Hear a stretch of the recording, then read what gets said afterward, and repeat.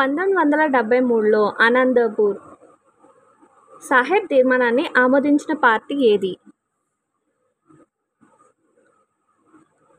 అకాలీదళ్.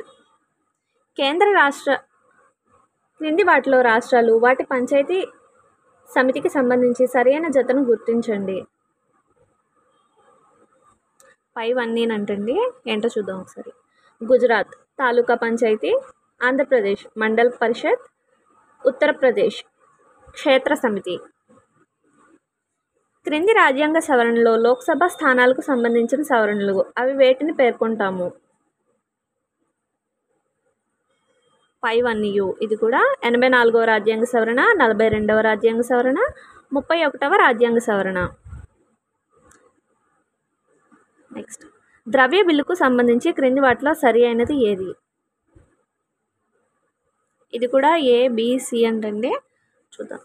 ద్రవ్య బిల్లును రాష్ట్రపతి ముందస్తు అనుమతితో కేవలం లోక్సభలో మాత్రమే ప్రవేశపెట్టాలి. ప్రతి ద్రవ్య సంబంధమైన బిల్లును ప్రభుత్వ బిల్లుగా పరిగణిస్తారు. ఆ బిల్లును కేవలం మంత్రులు మాత్రమే ప్రవేశపెట్టాలి.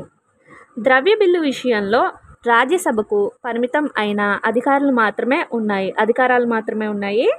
రాజ్యసభ ద్రవ్య బిల్లుల విషయంలో కేవలం సూచనలు మాత్రమే చేయగలదు, సవరణలను ప్రతిపాదించరాదు.